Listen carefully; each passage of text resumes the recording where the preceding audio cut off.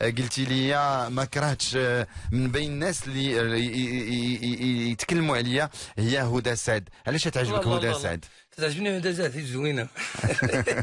تعجبني حيت عندها الصوت. نعم، عندها صوت كبير وصوت غزال تيطربني. نعم. واحد البحه خطيره، ياك. هي مخلوقه هكاك، ما عندها ما نبدلوا فيها ولا نبدلوا لها شي حاجه، وعندها قلب وتتعيط ليا وتتبع داك الشيء وتتقيسني بشي حوايج ديالها وتنحماق، وانا وياها هي تعاود لك عليا.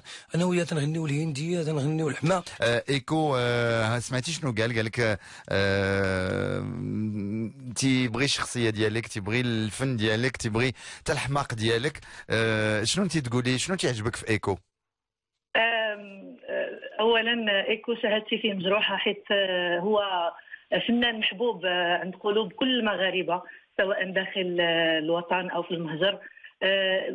سبونتاني، اللي في قلبه على لسانه، كريم، مرضي الوالدين، تيبغي الدار ديالهم، وهذا الشيء هذا كيقيسني انا بزاف، لانه تعذب بزاف في المشوار ديال حياته، والحمد لله بالصبر والثبات قدر يوصل، لانه مميز، لانه ما كررش شي حاجه اللي دارت، لانه خلق واحد ستيل خاص به، واللي طبعا الجمهور المغربي يحبوا من خلاله. انا طبعا ايكو كتجمعني به صداقه يعني قويه بزاف، واخوه كنجتمعوا، يعني بغض النظر على المناسبات الفنيه اللي انا ملي كيتاتى لي الفرصه باش نحضر لها، كنتلاقاو في الدار سواء عنده او عندي، كنجتمعوا جمعه عائليه، كنغنيو فيها، كناكلوا، كنضحكوا، كنهضروا في مشاريع مستقبليه، وكننساو من بعد. ياك ايكو؟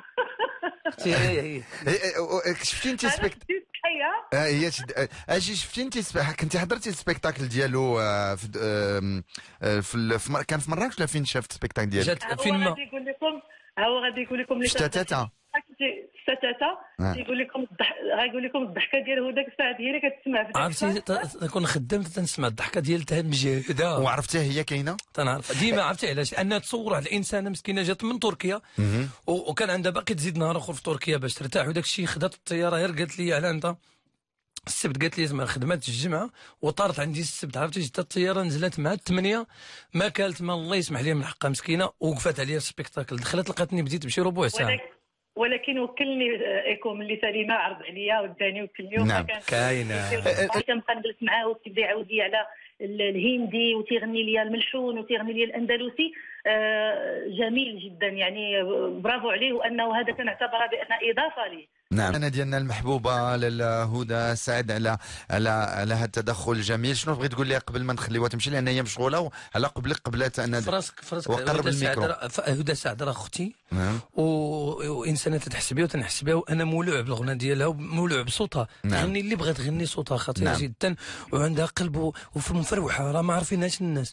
غادي نجرها لشي عمل، بقى يدوري بيا هدى، راه غنجرك لشي حاجه، راه حمقى والله الا حمقى مفروحه وحق الله. غادي ولكن تنغني انا ويا الهنديه في السانسور، انا عباد الله ما فاهمين والو. ولكن حتى ورقتها يا سلام عليها. شوف، وزائد واحد وبوغوسا، والله الا عرفتي راه تنعرفها. لا القفات اللي تتلبسهم راه تتشرفنا خويا في المغرب. شوف، راه صوب لك واحد الورده بالبابي موشوار، صوب لك ورده، هاي من بعد تشوفي اللقاء هو هداها لك، والله الا صوبها عليك ورده بيضاء. يعني شكرا شكرا. الله يحفظكم. شكرا لك. اذا الغزاله